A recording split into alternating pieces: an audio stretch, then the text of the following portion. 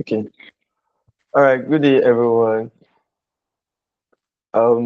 Yeah. So we'll start from the United States history under the social studies, and we have European exploration of the Americas. So we'll just be looking at the questions under them. We'll look at with it. We will have some explanation done on the European exploration of the Americans. Since we are looking at United States history. All right. So we'll start with a passage.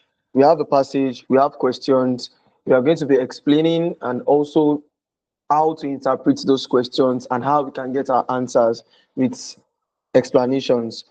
So the first one here we have here is that if you look at the instruction, read the following passage and then answer the questions that follows, definitely. So it said 19th September continued on and sailed day and night, 25 leagues, experiencing a calm. Wrote down 22. This day at 10 o'clock, a pelican came on board, and in the evening, another. These birds are not accustomed to go 20 leagues from land. So, talking about pelicans, they are birds. All right. So, he said it's drizzled without wind, which is a sure sign of land. The admiral was unwilling to remain here, beating about in search of land, but he held it for certain that there were islands to the north and south, which in fact was the case, and he was sailing in the midst of them. His wish was to proceed on the Indies, having such fair weather, for if it pleased God, as the admiral says, we shall examine this part upon our return. Yet the pilots found their places upon the charts. The reckoning of the Nina made out 440 leagues distant from the Canaries. That of the Pinta 420, that of the Admiral 400. So this is when America was being found, and this excerpt was from Christopher Columbus' diary of his voyage in 1492, talking about how they actually got to an island and how they found the land where America is being pleased presently. So let's look at questions on this excerpt. It said, indicate an X next to the statement that helped Columbus know that he and his crew were nearing land. Okay, we have the first one here. So we have the dash in front of it, which we have to indicate an X in front of the one that actually followed the statement to help Columbus know that he and his crew were nearing the land. The first one says they sailed day and night. The second one, two pelicans landed on the boat. The third one, the admiral wanted to keep sailing. There was a light rain with no wind. If you go back to the excerpt, okay, we have they wrote down 22. This day at 10 o'clock, a pelican came on board, and in the evening another. These birds are not accustomed to go 20 leagues from land. So that means we have two birds, two pelicans landed on the boat, one in the morning, one in the evening. So we will place our X. If you look at the answers here, we shall place our X on two pelicans landed on the boat. Then also there was a light rain with no wind, which was the next one after, these birds are not accustomed to go 20 leagues from land. It drizzles without wind, which is a sure sign of land. So we have those two things, two pelicans landed on the boat. Then the last one, which says there was a light rain with no wind. There was no place where we were being told that they sailed day and night, and there was no place that we were being told that the admiral wanted to keep sailing. Okay, so that is where we have these two X. That is why we put our 2X in this passage, or in this question, rather. So the next question is, what is the meaning of the word league as it is used in this passage? So we have option A, an organization. Option B, a unit of distance. Option C, the captain of a ship. Then option D, we have the depth of a body of water. So let's go back to it. Word of the league. Let's see where it is being used. We have continued on and sailed day and night. 25 leagues experiencing a calm. So we have 25 leagues was being used here. Then let's see where it is being used again.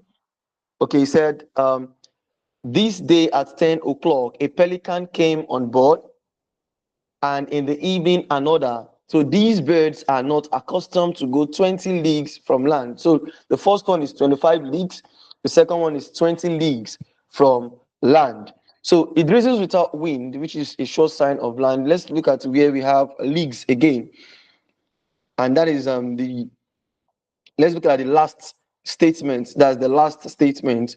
He said, here the pilots found their places upon the chart. The reckoning of the Nina made a 440 leagues. So we have three places where leagues was being used in this excerpt. So now we need to know the meaning of the leagues. And the meaning of the leagues, looking at the answer here, is a unit of distance. Following how it was being used, 25 leagues, that is, they sailed day and night, 25 leagues experiencing a calm. That means they sailed day and night in that distance. That is the unit of distance. If you look at option A, which is an organization, it does not link to an organization. We can't say 25 organization when they are sailing on the ship. Then we have the captain of a ship. We can't say 25 captains on the ship. Then we have the depth of a body of water. We can't have that as well. And we can't say 25 depth of a body of water. No. So what we need to look at is the units of distance. We look at the units of distance. Let's place it here. He said, continued on and sailed day and night 25 leagues. That is 25 distances. All right. So if you look at the third line as well, that says these birds are not accustomed to go 20 leagues. That is, they're not accustomed to go 20 distance from the land. All right. So we will know that the leagues that is being used here is used for the unit of distance. It is used for the unit of distance. Let's look at question 3, which says, which of the following lines from the passage calls the author's credibility into questions? That means that means that the credibility of the author, and that is from the Columbus Diary. What statements actually, or what lines made us question what he has written down, how credible it is? Okay, if you look at the reckoning of Nina made her 440 leagues distant from the Canaries, they are actually true in the excerpt. Then we look at it drizzles without wind, which is a sure sign of land. We have wrote down 22, which was there. We shall examine this part upon our return. So if you look at the answers here, he said, it drizzles without wind, which is a sure sign of land. That is the line that from the passage that makes us question the author's credibility in the excerpt. And this statement is based on superstition or unscientific reasoning, because definitely you are on a sea, and if you're on the sea, a land being near to you does not mean there is not going to be wind, or yes, there's not going to be wind on the sea, which will give you a sure sign of land. No. Okay, so it questions that credibility of the author. Yeah, it says, while light rain might suggest atmospheric changes, claiming it as a sure sign of land is not a reliable evidence. All right, so option A is just a navigational record. Option B is a personal notation. Option D reflects future planning, not credibility. All right, so these are the questions that actually this is the line that questions the author's credibility. Now let's move on. Okay, this is another passage here.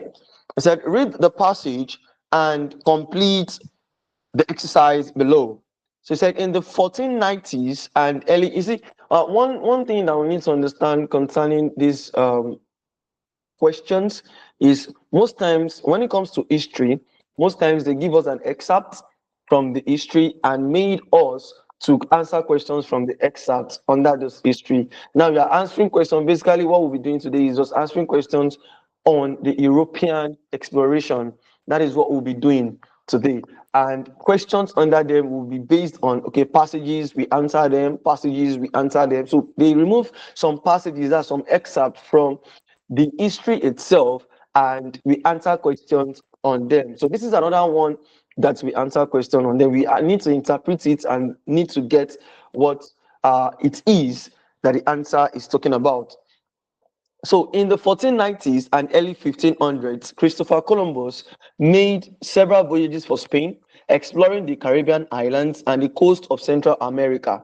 At the same time, in 1499, Spain's rival Portugal set an expedition to explore the region further south. On this voyage was an Italian-born navigator, Amerigo Vespucci. As he explored, Vespucci concluded that Columbus was mistaken. This was not Asia. Instead, he wrote that these lands were a new world because they were unknown to their ancestors. In 1507, a map maker used the name America on a new map, and soon map makers worldwide began referring to Amerigo Vespucci's new world as America. Moving on. So check the sentence. Let's look at the question under it. So we have checked the sentence that best describes how this historical narrative is developed. Option A, it contrasts Columbus' belief that he had found Asia with Vespucci's idea of a new world. Option B, it presents a sequence of events in chronological order to explain how the new world became known as America. So looking at what we have here, looking at the excerpt, the passage, and what we have here, we definitely know that option B is the right option and is the right answer to this passage or to the question, because it's the one that describes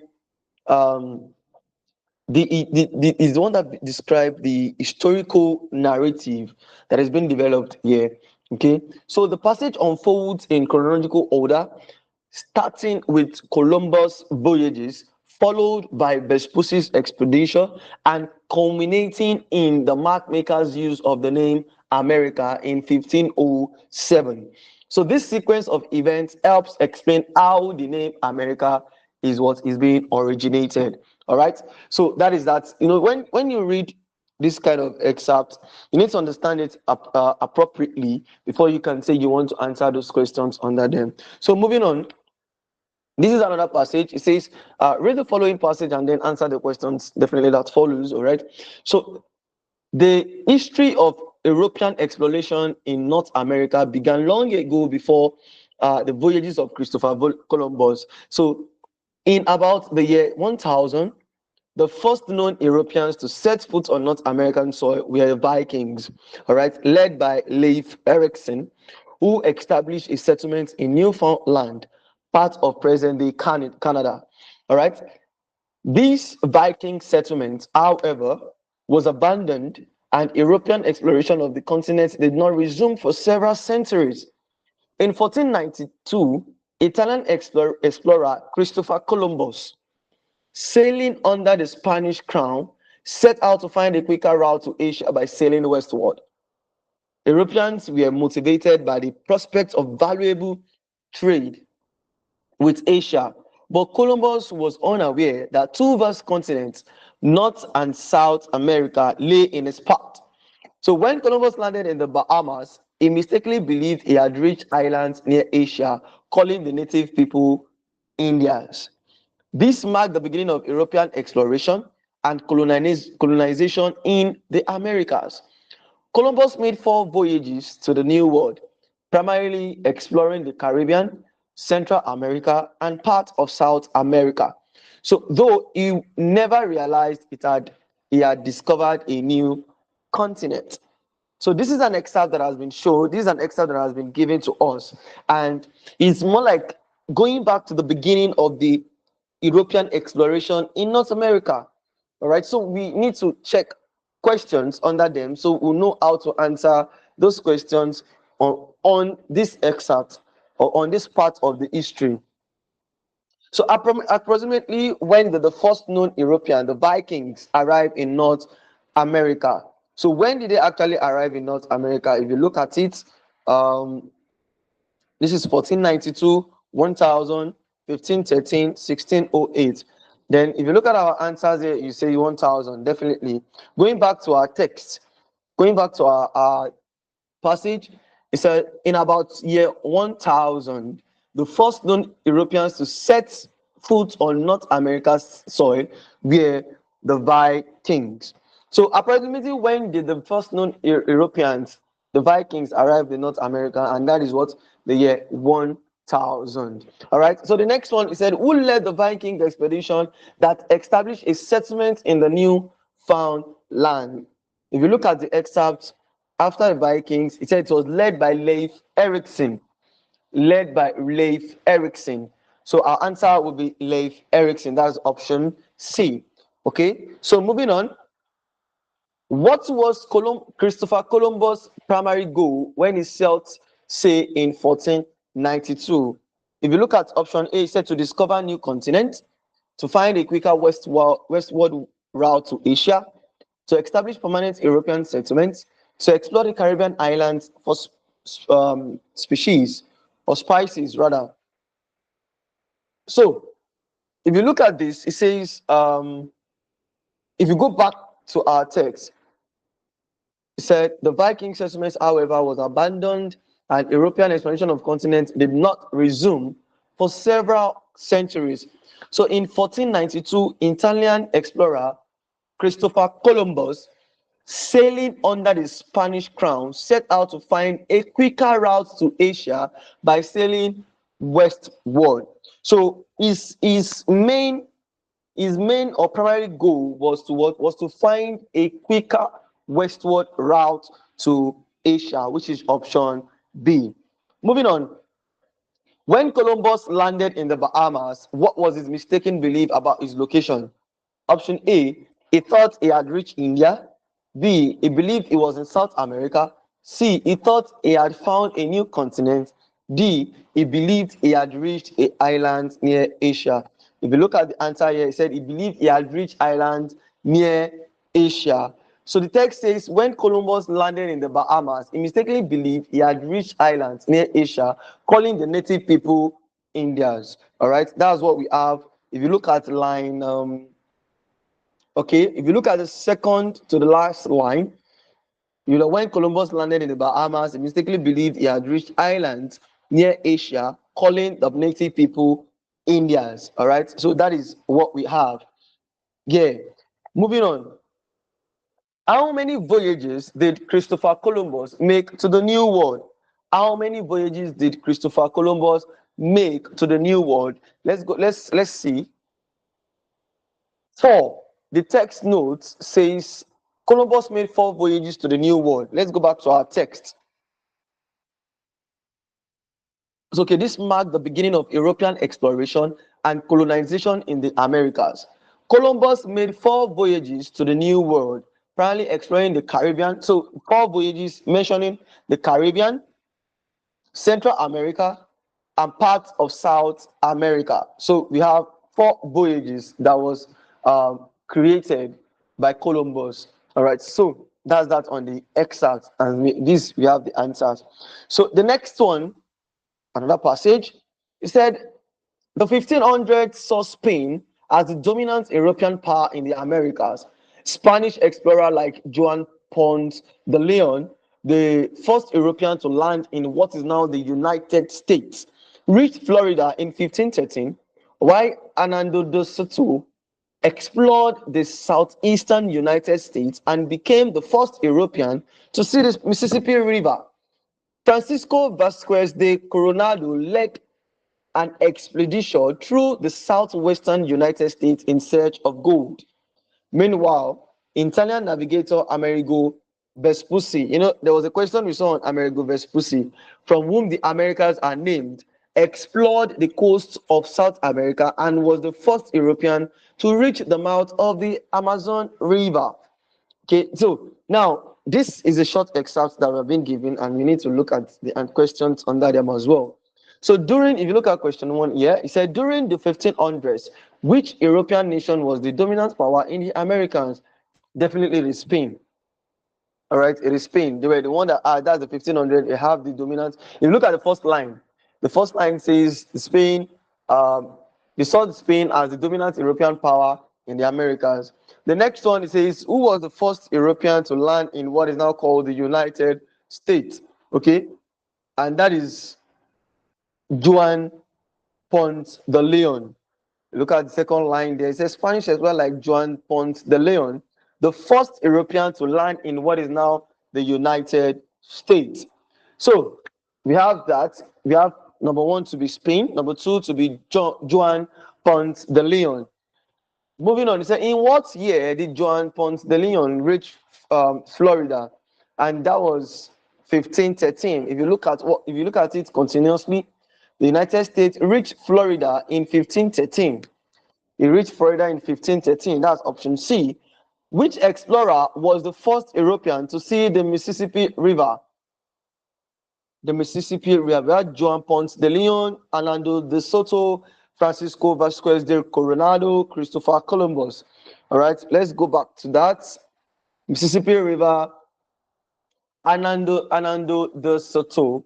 That's why Hernando de Soto explored the southeastern United States and became the first European to see the Mississippi River. So it is Hernando de Soto, option B. From whom are the continents of North and South America named? And that is Amerigo Vespucci. That is where the name was being coined from. The southern part and the Northern American. That is where it is being named for. That's Amerigo Vespucci. So we have, these are the answers that has been created, and that is it. It was still the same thing as our answer, and we could see that explanation as well. So moving on, in the following, this is another passage. In the following years, other European nations began to explore and claim lands in the Americas. John Cabot, an Italian explorer sailing under the English flag, reached Canada in 1497 and reported rich fishing areas, prompting England's interest in North America. In the early 1500s, Giovanni de Verrazzano, an Italian working for France, explored the eastern coast of North America and was the first European to enter New York Bay. In 1608, Samuel de Champlain founded Quebec in Canada, establishing the first permanent French settlement in North America and laying the groundwork for French fur trading in the region. Now let's look at, this is an excerpt as well, so let's look at questions. Which nation's flag was John Cabot sailing under when he reached Canada? Nation flag, that's the English flag, that's England. If you look at option A, Italy, option B, Spain, option C, England, option D, France. So it is England. If you look at it, it said John Cabot, an Italian explorer, sailing under the English flag. So it is England. All right, so moving on.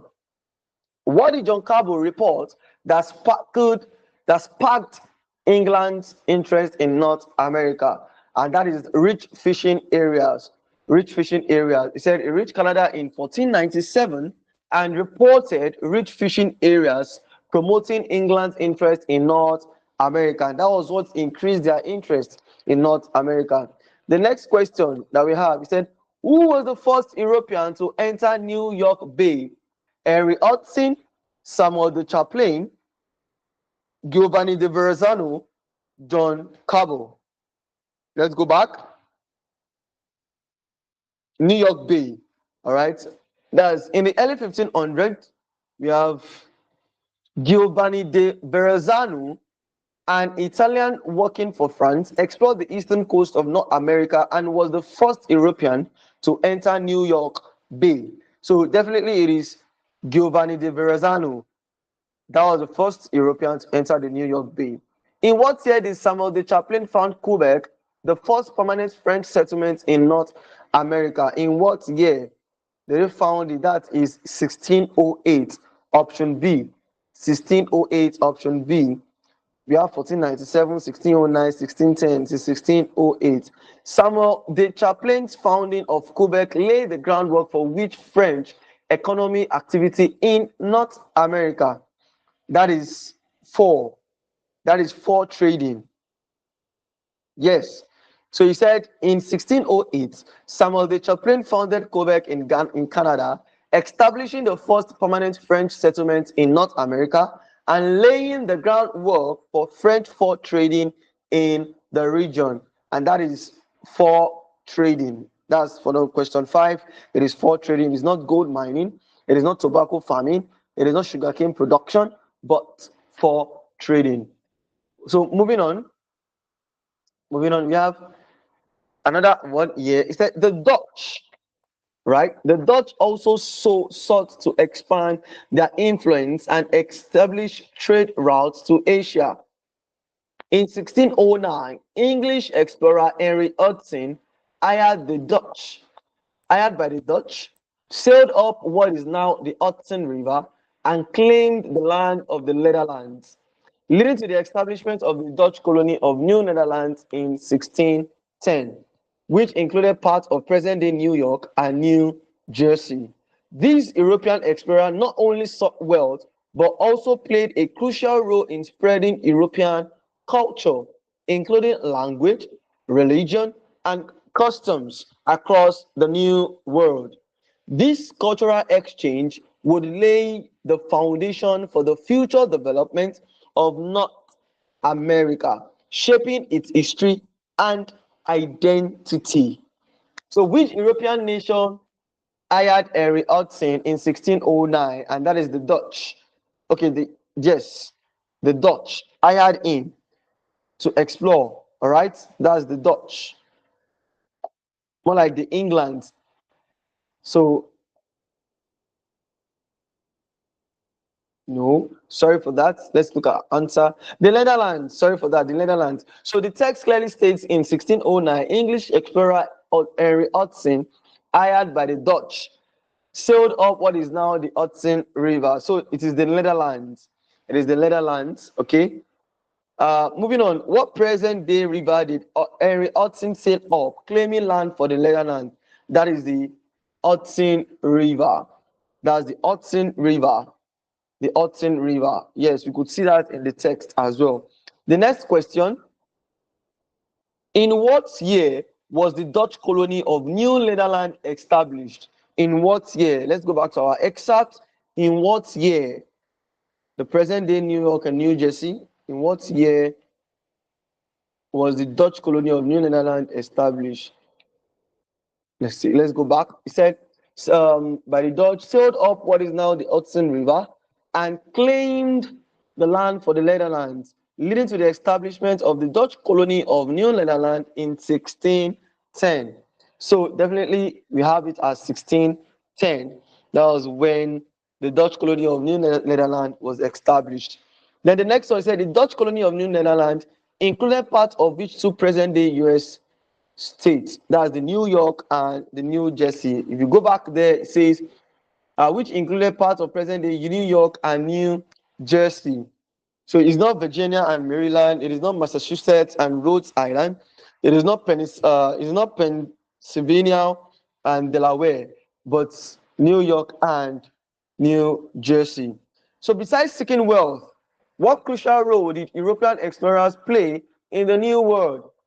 Option A, they established democratic governments. They formed alliance with all native tribes. They spread European culture, including language, religion, and custom. They introduced advanced medical practices. All right, we already have an answer here, which is they spread European culture, including language, religion, and customs. Now let's check.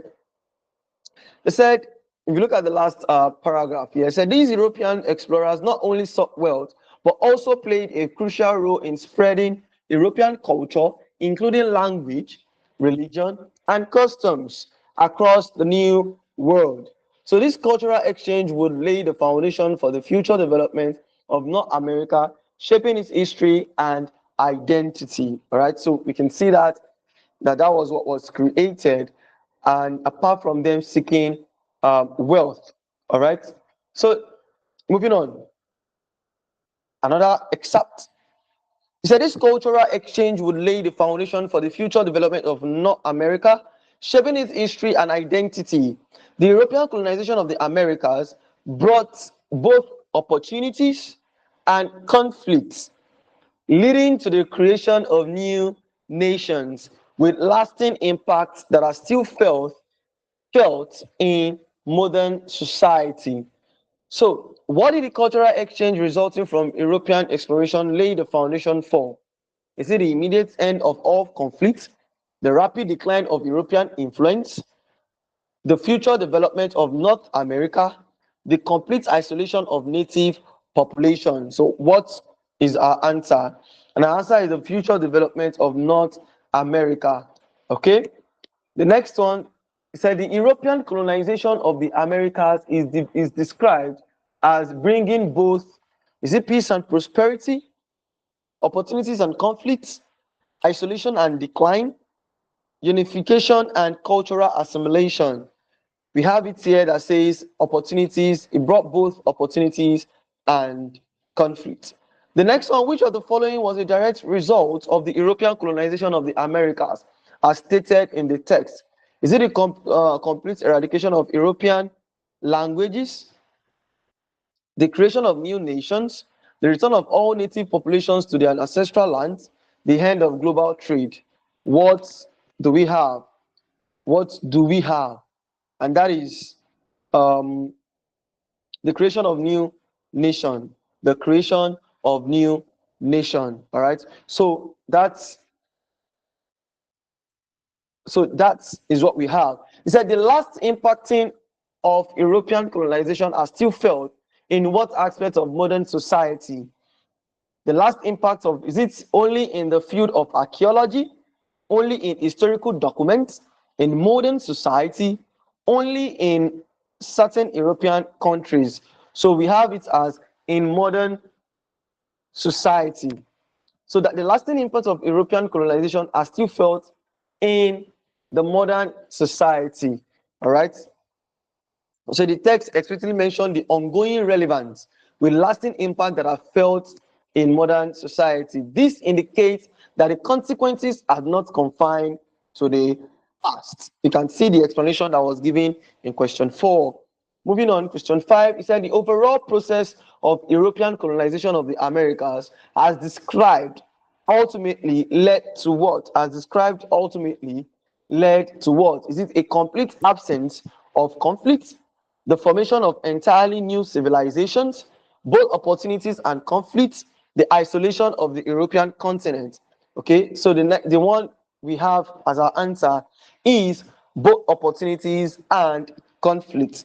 Because these questions requires synthesizing the previous sentences which directly state that the European colonization of the Americas brought both opportunities and conflicts. This is the most accurate summary provided by the text regarding the overall outcome. All right, so that is that on the questions that we have on the European exploration, the questions we have on the European exploration of the north of the Americas, the European exploration of the Americas. So these are the questions we have on them. So please, if you have any question, that will be all for us for our class for today. And if you have any question, you can, as well as good, you can see the screen where we have the DTW GED Prep. You should subscribe to the YouTube channel. You need to subscribe to the YouTube channel. Check our websites for the summary notes and also the study guides, the practice test questions on GEDs. That's the RLA, the social studies, the science, the math, and also formula sheets and more on that you can actually see in www.dtwgedprep.com. Then you can also join our GD Facebook group community. Also, you can, it is definitely good. You're going to see the link at the video description box. If you have any question, if you want a one-on-one online tutoring as well, You can send a WhatsApp message to the number that has been shown on your screen. You can send a message there, and if you have questions, if you need any information, you can message the WhatsApp number that is this showing, and also you can check most of our things on YouTube and also on the website. So thank you very much for having me this afternoon, this day. Thank you very much, and have a wonderful day. Thank you.